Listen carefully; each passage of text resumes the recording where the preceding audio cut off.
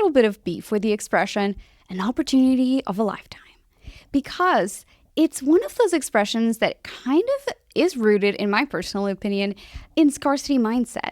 And having a podcast is actually the solution to avoid having that fear that any type of opportunity will become a once in a lifetime and never again happen to you.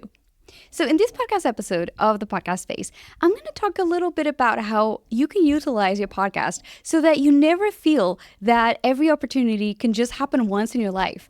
I want you to go into expansive mindset, and every single time you're thinking about an opportunity, I want you to think about how can your podcast become the tool that actually allows you to have not one, but many opportunities of a lifetime. So much so that it basically stops making sense saying that sentence. So if we haven't met, hi, I'm Anna Xavier. I'm the founder of the podcast space. I'm a podcast marketer and content strategist, and I help impact-driven business owners, minorities, women, and multilinguals get the recognition they deserve, the influence they're looking for, and utilize the podcast as the best tool in their business. Let's dive right into this episode of the podcast space. As someone who has moved countries twice and is in the middle of moving a third time to another state, not country, I truly believe that podcasting is one of the most powerful tools to not only, start from scratch and make a name for yourself, to get the relevance and the influence you want, but also to get all the opportunities that you want and need in your life. And many times I ask myself, would that be possible? If you think about it, there's the law that says that we're 7 people away to meet anyone in the world, or 7 degrees of Kevin Bacon separation, something like that. But I truly believe that podcasting is more like on the 2 to 3 degree of separation.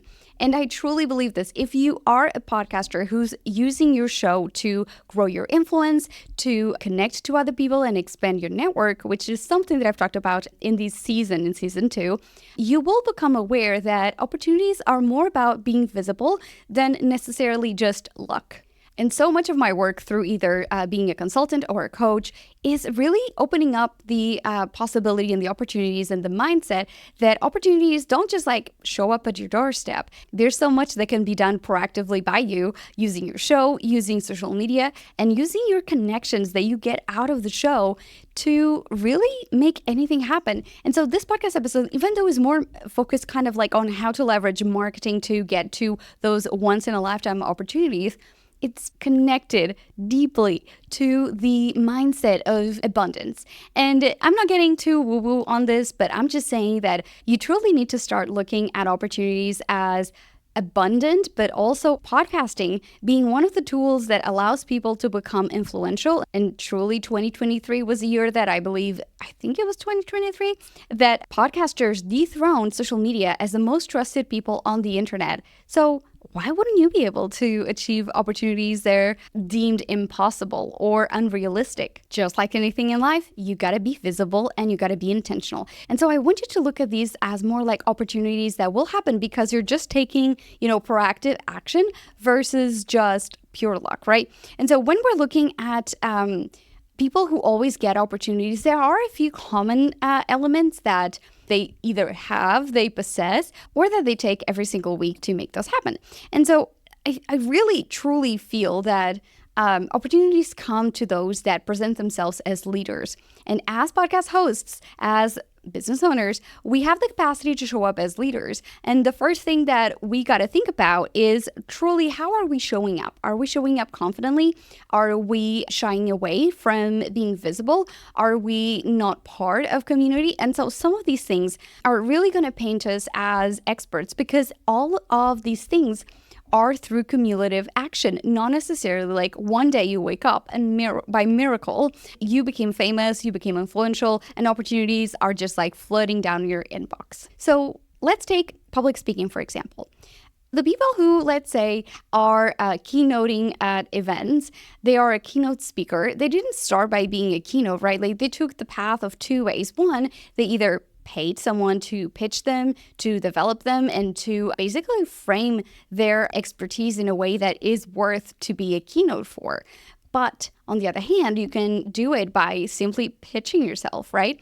So if you want to speak at a TEDx talk or a TED talk, it's something that a lot of podcasters want because it is considered a lifetime opportunity and kind of pivotal in someone's journey. And so something that you can do is to, of course, be more visible on your podcast. So if you're only doing an audio-only podcast, become someone who is doing a video podcast to get more comfortable on camera, to showcase that expertise, that confidence. Another opportunity that can show up is by connecting to others in the community. And I do this very frequently.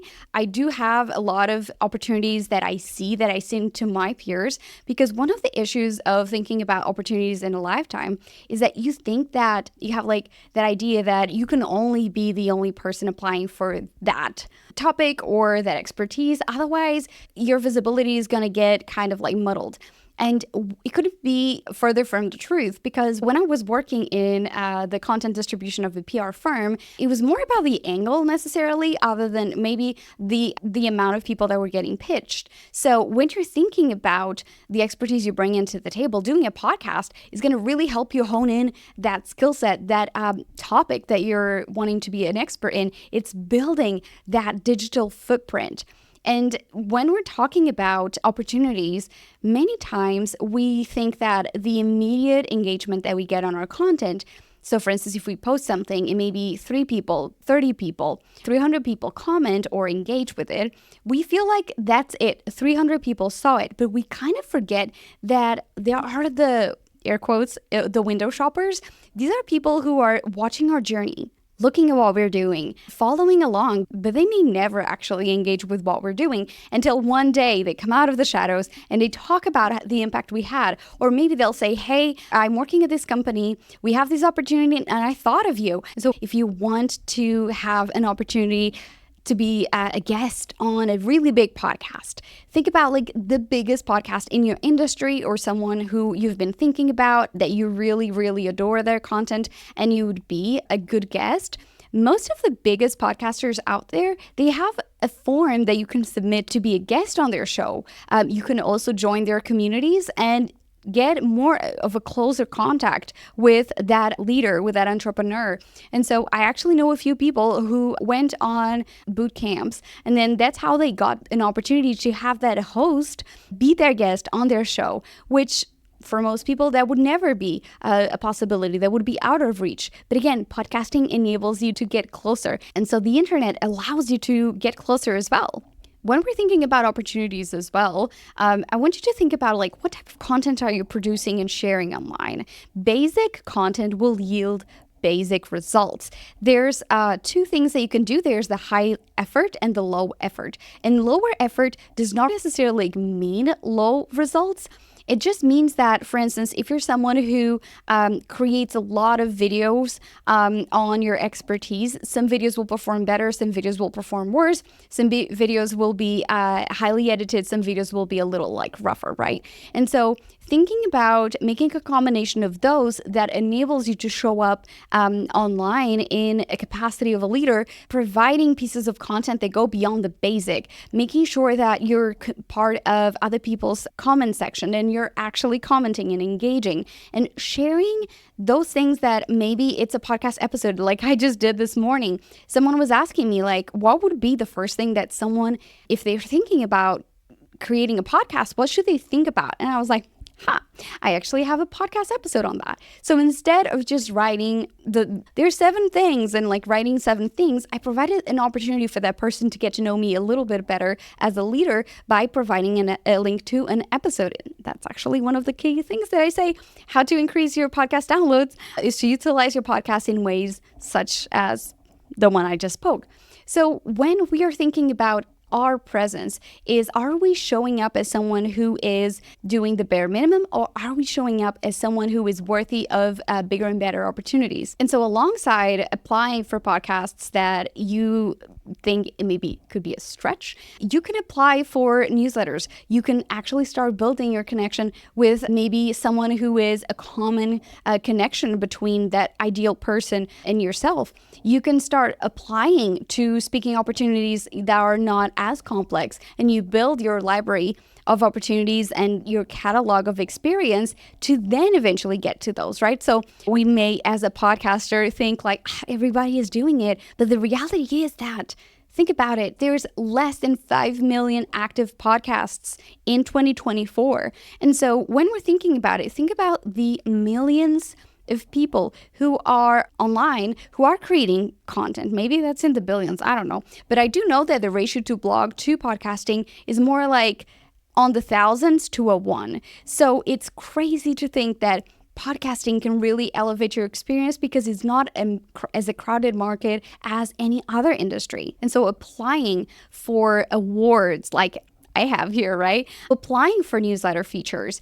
It's just one submission away. If you want your podcast to be featured on Apple Podcasts, there is a form for that. You don't have to dream about how, oh my gosh, it would be an amazing opportunity to be featured. No, you can get that going multiple times. You can partner up with a podcaster and create a conference. If you always dreamed about creating a conference, you don't have to do it alone. But it's really thinking about how can I craft actions on a daily basis that are going to get me closer to my goals versus just wishing and kind of getting frustrated that things are not happening to you. Podcasters are go-getters. So if you are daring in your podcast, let's just look at what else can we do? What else can we apply for? How can we apply this mindset to other stuff? And that's something that I do with my clients all the time. I send them links to awards that I think they should be applying for. I introduce them to people that I think would be making a meaningful change in their journey. I don't have a scarcity mindset. I don't just think, well, I have that connection, I'm just going to keep it for myself, right? Like we have to be abundant in the way that we behave. So being part of the community, being part of actions that are daring and scarier than we think, right? So I hear a lot of people saying like, oh, the status quo. But I always say, what are you doing to change the status quo?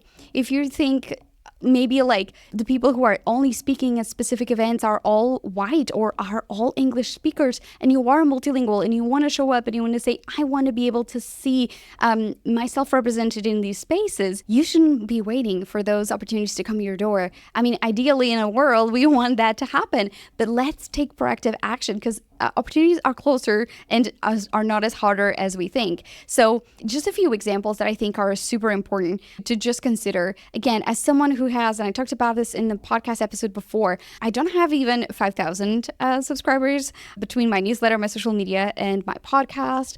I have a lot of visitors on my website. I do have that, but that's not something that I lead with when I apply for pitches and opportunities. I just say, I have something that is worthwhile.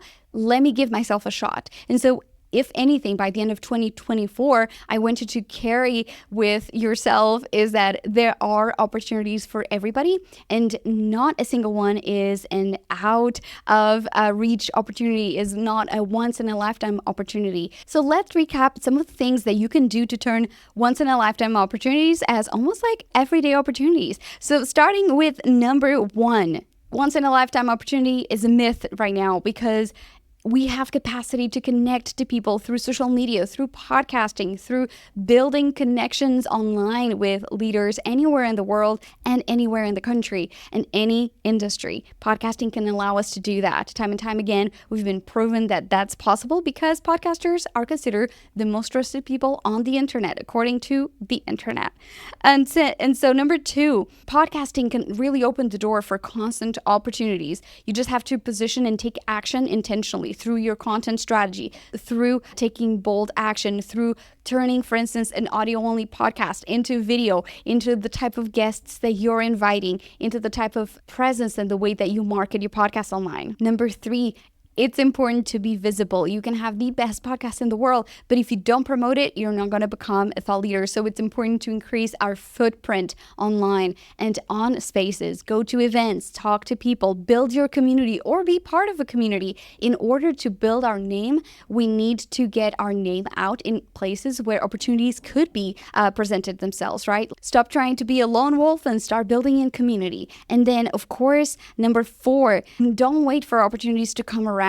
Start your own. So Basically, build a mindset that it is possible to get lifetime opportunities every single day as long as you are taking the intentional action to get you there. And if you still are listening to this episode, you feel inspired, you feel called to turn your life around, but you don't know how to get it done, I invite you to book a call with me. You can visit thepodcastspace.com/grow to book your free discovery call, because my coaching is practical, tactical, but also compassionate. So if you are afraid of taking bold action and you want someone who has done it before and can hold your hand through it and understands what you're going through, book a call, because there's no time to waste. There's no better time than today. And stop telling yourself that you need the downloads, you need the visibility, you need all the things that you think you do need to change your life. Do it now. So if you have enjoyed this podcast episode, please, please, please consider rating and reviewing the podcast, sharing it with a friend, or sharing with me. How are you taking bold action next? So I've been Anna Xavier, and I invite you to keep creating content that's imperfect but moves you forward. I'll see you in the next episode.